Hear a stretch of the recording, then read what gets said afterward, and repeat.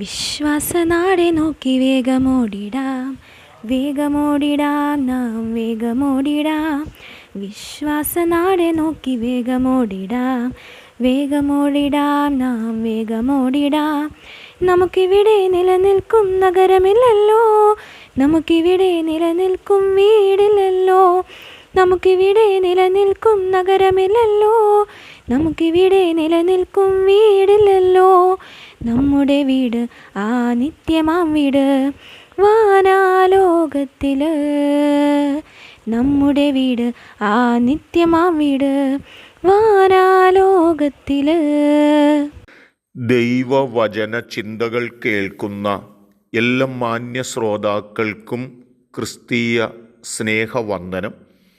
ഇയ്യോബിൻ്റെ പുസ്തകം 35-ാം അധ്യായം 9-ാമത് വാക്യം. പീഡയുടെ പെരുപ്പം ഹേതുവായി അവർ അയ്യം വിളിക്കുന്നു, മഹാന്മാരുടെ ഭുജം നിമിത്തം അവർ നിലവിളിക്കുന്നു എന്നുള്ള വാക്യമാണ്. ബലവാനും ബലഹീനനും തമ്മിൽ കാര്യമുണ്ടാകുമ്പോൾ ഇവിടെ നാം കണ്ടുവരുന്നത് ബലവാന്മാരുടെയും സമ്പന്നന്മാരുടെയും അധികാരവും അംഗീകാരവും ലഭിച്ചവരുടെയും പീഡനിമിത്തം അകാരണമായി നൊമ്പരങ്ങളും വേദനകളും സങ്കടങ്ങളും അനുഭവിക്കുന്ന സാധുക്കളായ ഒരുപറ്റം ആളുകളെ നമുക്ക് കാണുവാനായിട്ട് സാധിക്കുന്നുണ്ട്. പലപ്പോഴും നാം കണ്ടുവരുന്നത് ബലവാന്മാർ ജയിച്ച് ബലഹീനന്മാരായ ആളുകൾ വളരെ നൊമ്പരപ്പെട്ട് അവരുടെ ജീവിതകാലം മുൻപോട്ട് കഴിക്കുന്ന കാഴ്ചകൾ തന്നെയാണ്. വിലാപങ്ങളുടെ പുസ്തകം 1-ാം അധ്യായത്തിലേക്കൊക്കെ നാം വരുമ്പോൾ, അയ്യോ, ജനസമ്പൂർണമായിരിക്കുന്ന നഗരം ഏകാന്തയായിരിക്കുന്നതെങ്ങനെ, ജാതികളിൽ മഹതിയായിരുന്നവൾ വിധവയെപ്പോലെ ആയതെങ്ങനെ എന്നൊക്കെ പറഞ്ഞു തുടങ്ങുന്ന വചനങ്ങളാണ്. രാത്രിയിൽ അവൾ കരഞ്ഞുകൊണ്ടിരിക്കുന്നു, അവളുടെ കവിൾത്തടങ്ങളിൽ കണ്ണുനീർ കാണുന്നു. അങ്ങനെ യെരൂശലേം വേദനകളുടെയും ദുഃഖങ്ങളുടെയും നെടുവീർപ്പിൻ്റെയും നടുവിലൂടെ കടന്നുപോയ ഒരു പ്രവാസകാലത്തെക്കുറിച്ച് ഓർപ്പിക്കുകയാണ്.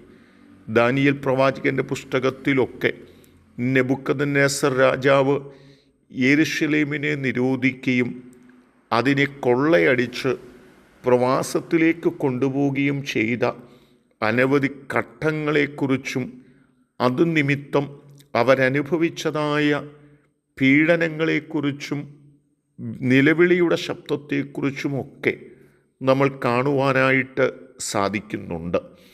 എന്നാൽ ദൈവത്തിൻ്റെ വചനം ശാന്തമായി പരിശോധിച്ചു നോക്കുമ്പോൾ പലപ്പോഴും ബലഹീന ജനം സങ്കടപ്പെടുകയും അയ്യം വിളിക്കുകയും ചെയ്യുമ്പോഴും എങ്ങും ഒരു ഉത്തരം കിട്ടാതെ അവർ നൊമ്പരപ്പെട്ട് അവരുടെ ജീവിതം മുൻപോട്ട് കഴിക്കേണ്ടി വരുന്നു. എങ്കിലും പിന്നത്തേതിൽ സാധുജനത്തിൻ്റെ ബലഹീന ജനത്തിൻ്റെ നിലവിളിയുടെ മുൻപിൽ ഇറങ്ങി വന്ന് അത്ഭുതങ്ങളെ ചെയ്യുന്ന ഒരു ദൈവത്തിൻ്റെ അത്ഭുത കരം നമുക്ക് കാണുവാനും മനസ്സിലാക്കുവാനും സാധിക്കുന്നുണ്ട്. പുറപ്പാട് പുസ്തകത്തിലേക്ക് നാം കടന്നു വരുന്നാലും ഇസ്രായേൽ മക്കൾ നിലവിളിച്ച നിലവിളിയുടെ ശബ്ദം ദൈവം കേട്ടിട്ട് അവർക്കു വേണ്ടി അത്ഭുതങ്ങളെ ചെയ്തത് രേഖപ്പെടുത്തിയിട്ടുണ്ട്. ബലവാന്മാരുടെ പീഡനിമിത്തം നൊമ്പരപ്പെടുന്ന ഒരു കാലം സാധുജനത്തിൻ്റെ നടുവിൽ കാണാം. അവർ അയ്യം വിളിക്കേണ്ടി വരുന്ന ഒരു കാലഘട്ടമുണ്ടാവാം.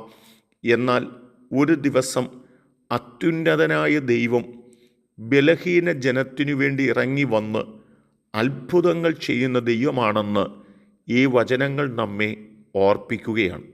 എന്നെ കേൾക്കുന്ന പ്രിയപ്പെട്ടവരെ, ഇന്ന് പീഡനങ്ങളും വേദനകളും ഒറ്റപ്പെടുത്തലുകളും സങ്കടപ്പെടുത്തുന്ന അനുഭവങ്ങളുമൊക്കെ ഉള്ളവരായി ഞാനും നിങ്ങളും മുൻപോട്ട് പോകുന്നെങ്കിലും നമ്മെ കരുതുന്ന ഒരു ദൈവം, നമുക്ക് വേണ്ടി പ്രവർത്തിക്കുന്ന ഒരു ദൈവം, ഒരു നാൾ നമുക്ക് വേണ്ടി വെളിപ്പെടുകയും ബലവാന്മാരുടെ കയ്യിൽ നിന്ന് നമ്മെ വിടുവിച്ച് നമ്മെ മാന്യതയോടെ നിർത്തുകയും ചെയ്യുന്ന കാലമുണ്ടെന്നോർത്ത് നമുക്ക് മുൻപോട്ട് പോകാം. അതിന് ദൈവം നിങ്ങളെ സഹായിക്കട്ടെ. കരുണയുള്ള ദൈവമേ, നല്ല കർത്താവേ, ഇന്ന് ഞങ്ങൾ പീഡിപ്പിക്കപ്പെടുന്നു എങ്കിലും ഞങ്ങളെ കരുതുന്ന ഒരു കരം വെളിപ്പെടുന്ന നാളുണ്ടെന്ന് വിശ്വസിച്ച് ഞങ്ങൾക്ക് ക്ഷമയോടെ കാത്തിരിപ്പാനും ദൈവത്തിന് മഹത്വം കണ്ട് സന്തോഷിപ്പാനും ഞങ്ങളെ സഹായിക്കണം. യേശു കർത്താവിൻ നാമത്തിൽ തന്നെ. ആമേൻ.